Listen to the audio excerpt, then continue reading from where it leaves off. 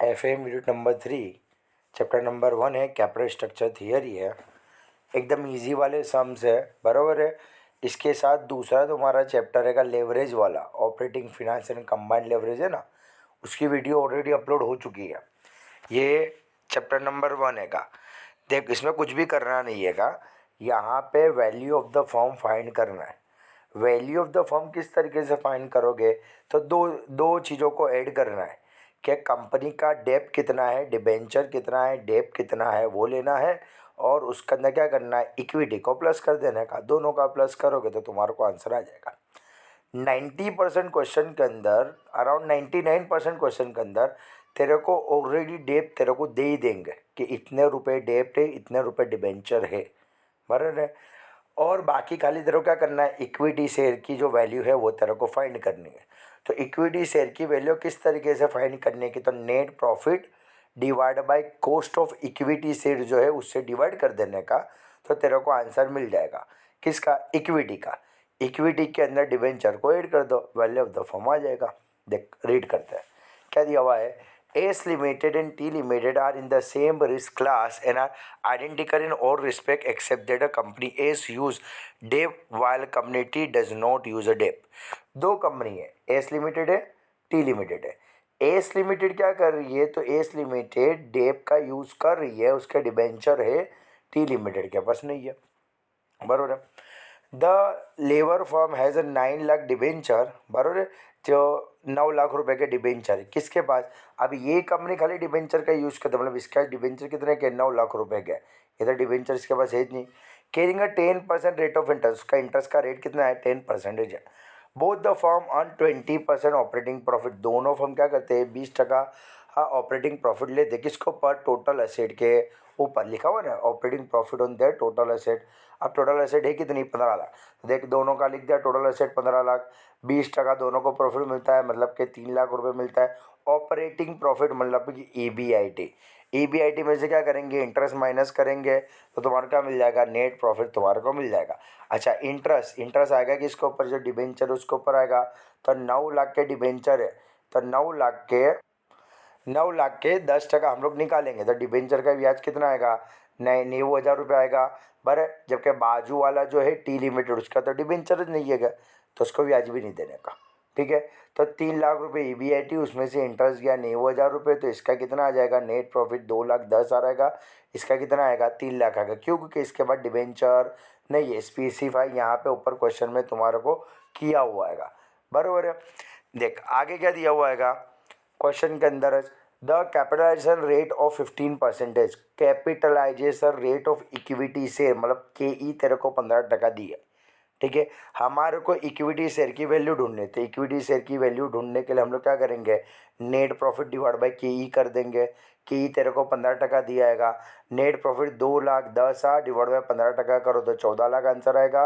नहीं, आप जो 3 लाख डिवाइड बाई 15% करोगे तो आंसर कितना आएगा, 20 लाख रुपये आएगा, बराबर है।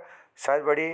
अब अपनों क्या ढूंढना है, वैल्यू ऑफ द फर्म ढूंढना है, तो वैल्यू ऑफ द फर्म में क्या करने का, इक्विटी प्लस डिबेंचर करने का। अब इसके इक्विटी का आंसर इतना है, इसके इक्विटी का आंसर इतना आएगा, बराबर है। इसके बाद डिबेंचर है, इसके बाद डिबेंचर नहीं है, तो 14 लाख प्लस 9 लाख, तो इसका वैल्यू ऑफ द फर्म कितना आएगा, 23 लाख। जबकि यहाँ तो डिबेंचर नहीं है, तो इसका खाली कितना आएगा, 20 लाख का 20 लाख आएगा। सेम उसी तरीके से देख, सेकंड नंबर का भी सेम है भाई। इसको क्या बोलते हैं, नेट इनकम अप्रोच कहते हैं, मतलब इनकम के ऊपर से हम लोगों ने ढूंढा। देख क्या लिखा है, अपन ना स्टील लिमिटेड है गया, बरो कितने टका है, 15% के डिबेंचर है गए, 12 लाख रुपए के डिबेंचर है, बराबर। Net operating income direct 5 lakh दे दी, इसके बाद अपना ने ढूंढा था, यहाँ डायरेक्ट दे दिया का। ने इक्विटी का कितना दे दिया है, 16% तेरे को दे दिया। अब ये EBIT है, उसमें सबसे पहले हम लोग क्या करेंगे, इंटरेस्ट माइनस कर देंगे। इंटरेस्ट कैसे मिलेगा, 12 लाख के 15%, तो 1,80,000 आएगा। नेट प्रॉफिट मिल जाएगा। नेट प्रॉफिट को डिवाइड किससे करूँगा, कॉस्ट ऑफ इक्विटी से, KE से डिवाइड करूँगा, तो इक्विटी शेयर की वैल्यू 20 लाख आ गई, डिबेंचर की वैल्यू 12 लाख दे दी है। दोनों का टोटल करेंगे तो कितना आएगा, 32 लाख रुपये आएगा, बराबर। सेम उसी तरीके से क्वेश्चन नंबर 3 भी सेमज है, उसमें कुछ भी फ़र्क नहीं है। देख क्या दिया हुआ आएगा, a firm belong to risk class of 10% और एन एक्सपेक्टेड EBIT तेरे को दे दिया है कि 4 लाख रुपये दिया है। बराबर। 8 एम्प्लॉय 8% डिबेंचर, डिबेंचर के ऊपर ब्याज कितना दिया जाएगा, 8% दिया जाएगा, बराबर। Find out the value of the firm and cost of equity KE under net operating income approach. If the firm employ debt to the extent of 20%, 35% or 50% of the total financial requirement of 20 lakh. देख total capital तेरे को 20 लाख दे दिया, क्या दे दिया है, total capital मतलब तू value of the firm अभी तक हम लोग ढूंढते थे ना, यहाँ पे वैल्यू ऑफ फर्म तेरे को दे दिया है 20 लाख। अभी 20 लाख के 20%, 35% ने 50% क्या आएगा तेरा डेप आएगा। तो 20 लाख के 35%, 20%, 35% ने 50% करेंगे तो डेप कितना आएगा, 4 लाख आएगा, 7 लाख आएगा, 10 लाख आएगा। वैल्यू ऑफ द फर्म किस तरीके से मिलता है तो हम लोग ने देखा, बराबर। हम क्या करेंगे तो हम इक्विटी प्लस डिबेंचर दोनों का प्लस करेंगे तो वैल्यू ऑफ द फर्म मिलेगा। ये क्वेश्चन में वैल्यू ऑफ द फर्म अपने को दे दिया है, डिबेंचर हम लोग ने उसके टका निकाल के कर दिया, इसमें से इसको माइनस करूँगा तो ऊपर वाली वैल्यू मेरे को मिल जाएगी, बराबर है। सेम वही अपनों को करने का है। देख यहाँ पर जो क्या करना है, 20 लाख 20 लाख 20 लाख तो दिया है, अपन 4 लाख तेरा डेपेगा, इसका मतलब कि तेरा इक्विटी कितना होगा, तो इक्विटी हमारा होगा 16 लाख, बराबर है। देखो पूरे का पूरा वर्किंग करते हैं इसका, तो देख किस तरीके से कराएगा। देख ई नहीं सॉरी, ये total capital value of the firm नहीं है, मेरी मिस्टेक है, बराबर है। ये वैल्यू ऑफ द फर्म नहीं है, वो क्वेश्चन अलग है। ये तेरे को क्या दिया हुआ है, कैपिटल दिया है, तो माइनस करेंगे तो कैपिटल में नहीं मिलेगा, वैल्यू ऑफ द फर्म की वैल्यू दी होती तो माइनस करते तो आएगा। पर मैं रिपीट करता हूँ क्वेश्चन, देख क्या दिया हुआ है, a firm belong to risk class 10% का है, बराबर। EBIT कितना दिया है, 4 लाख रुपए दिया है, और डिबेंचर के ऊपर इंटरेस्ट कितना आएगा, 8% दिया है, बराबर। और यहाँ पे क्या बोला है, 20%, 35% और 50% जो भी है वो डेप है, किसके, जो भी 20 लाख रुपए जो भी फिनेंशियल रिक्वायरमेंट है उसके। तो 20 लाख रुपए फिनेंशियल रिक्वायरमेंट है, उसके 20%, 35% और 50% निकालते तो 4 लाख, 7 लाख और 10 लाख रुपए हमारे क्या मिलेगा, डेप्ट हमारे को मिलेगा, बराबर है।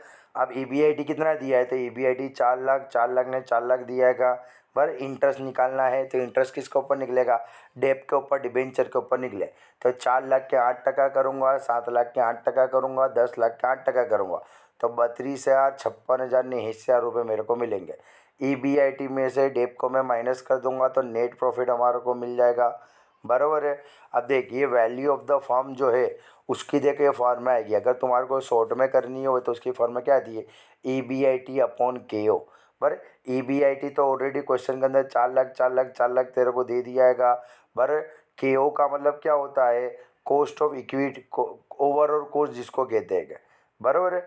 अब यहाँ पे देख तेरे को ओवरऑल कॉस्ट जो भी है वो तेरे को देख यहाँ पे दे दिया है, a firm belong to risk class of the 10%, बरे ये तेरा क्या आएगा, WACC है, weighted average cost of capital, बर जिसको KO भी हम लोग बोलते हैं, बर तो वो तेरा कितना आएगा, 10% है, तेरे को डायरेक्ट दिया जाता है। EBIT क्या करने का, डिवाइड बाई 10% कर देने का, तो कितना आएगा, 40 लाख, 40 लाख ने 40 लाख आ जाएगा, कितना आएगा, 40 लाख 40 लाख 40 लाख आ जाएगा। उसके अंदर क्या करने का, वैल्यू ऑफ द डेप जो है उसको हम लोग क्या कर देंगे, माइनस कर देंगे, तो हमारा क्या मिल जाएगा, वैल्यू ऑफ इक्विटी हमारे को मिल जाएगा। और हमारे क्या चाहिए, कॉस्ट ऑफ इक्विटी चाहिए, KE चाहिए। तो देख ऊपर हमारी ये फॉर्मा थी वैल्यू ऑफ इक्विटी की, value of equity is equal to NP divide में क्या हवे, KE था, बराबर है। अब हमारे को यहाँ पे KE ढूंढना है, वैल्यू ऑफ इक्विटी तो हमारे पास अवेलेबल है, हमारे पास NP भी अवेलेबल है, तो ये KE है का इसको बराबर की ये साइड लेके चले जाएंगे, और वैल्यू ऑफ इक्विटी है का उसको मैं क्या कर दूंगा, डिवाइड कर दूंगा। तो NP divide by value of equity करूँगा मैं तो मेरे को क्या मिल जाएगा, KE मिल जाएगा ना। ठीक, KE बराबर क्या करा, NP डिवाइड बाई इक्विटी कर दिया, पर तो NP मेरा कितना है, 368 है का, डिवाइड बाई 36 लाख कर दूंगा, इंटू 100 कर देने का, तो टका तेरे को मिल जाओ। पर उसी तरीके से 344 डिवाइड बाई ये करूँगा तो ये मिल जाएगा, दिस डिवाइड बाई दिस करूँगा तो ये मिल जाएगा। शायद बड़ी बराबर है, मेरी मिस्टेक हो गई थी, मैंने भूल में से 20 लाख के अंदर से 4 लाख माइनस कर दिया, बराबर, जो स्टार्टिंग के अंदर जो गलती हुई थी। ठीक है, इसके बाद आता है क्वेश्चन नंबर 4 हैगा, बराबर। ये तुम्हारा नवा अप्रोच हैगा, ये यहाँ तक क्या था तेरा, नेट, ये जो ऊपर वाला जो था नेट इनकम अप्रोच था।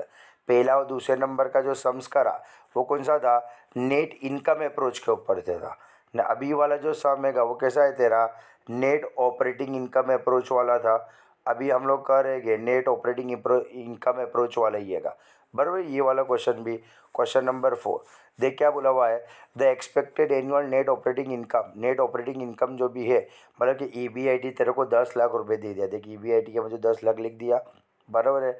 The company has a 50 lakhs 10% debenture, company की क्या है 50 लाख रुपए के डिबेंचर है, 10% के डिबेंचर है, तो 50 लाख के 10% करेंगे तो 5 लाख रुपए तो इंटरेस्ट चला जाएगा, तो नेट इनकम कितनी बचेगी, 5 लाख रुपए बचेगी, बराबर है। आगे क्या बोला हुआ है, the overall cost of capital, overall cost of capital मतलब कि WACC, जिसको हम लोग क्या बोलते हैं KO भी बोलते हैं, तो तेरा KO कितना है 12% है, तो हम डायरेक्ट क्या करेंगे, डायरेक्ट शॉर्टकट वाली फॉर्मूला लगा देंगे, value of firm is equal to EBIT upon KO, जैसा हम लोग ने ऊपर करा था, तो EBIT अपना है कितना 50 lakh divide by weighted average cost of capital, या ओवरऑल कॉस्ट ऑफ कैपिटल तेरा कितना आएगा 12.5%, तो हम क्या करेंगे भाई, ये 10 लाख जो भी है अपना EBIT net operating income divide by क्या कर दूंगा KO कितना 12.5%, तो मेरे को मिल जाएगा कितना 80 लाख रुपए मेरे को मिल जाएगा, बराबर है। अब उसका तो वैल्यू ऑफ डेप कितना आएगा, तो भाई वैल्यू ऑफ डेप आएगा 50 लाख, बराबर, तो 50 लाख रुपए हम लोग क्या कर देंगे माइनस कर देंगे, तो वैल्यू ऑफ इक्विटी मिल जाएगा, जैसे कि क्वेश्चन नंबर 3 में हम लोग ने किया था, सेम उसके जैसा ही है। उसी तरीके से क्या करेंगे, के की फॉर्मा लगाएंगे, NP अपॉन ई करेंगे तो हमारे क्या मिल जाएगा, के भी मिल जाएगा। अब यहाँ पे देख क्या बोला हुआ है कि 50 लाख रुपए डेप हो तो भी काउंट करना है और 60 लाख डेप का भी करना है, तो 50 लाख वाला तो हम लोग ने कर डाला, अब हम लोग क्या कहते हैं 60 लाख वाला भी काउंट कर डालते हैं क्या, बराबर। तो EBIT तेरा इतना है 60 लाख रुपए तेरा अगर डिबेंचर है, तो 60 लाख के 10% करेंगे तो 6 लाख रुपए इंटरेस्ट आएगा, तो नेट प्रॉफिट कितना बचेगा 4 लाख रुपए बचेगा।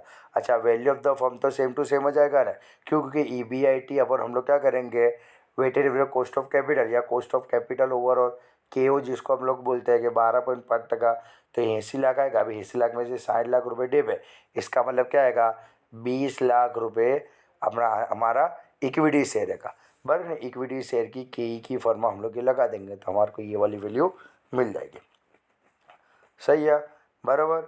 इसके बाद आता है क्वेश्चन नंबर 5। देख क्वेश्चन नंबर 5 में क्या बोला हुआ है, ABC लिमिटेड है जिसका EBIT कितना है 3 लाख है का, बराबर है। Is evaluating number of a possible capital structure, अलग अलग कैपिटल स्ट्रक्चर दिए गए, उसमें से तुम कौन सा रिकमेंड करोगे, बराबर। तो हम लोग देख लेते हैं कि 3 लाख EBIT है, तो सबका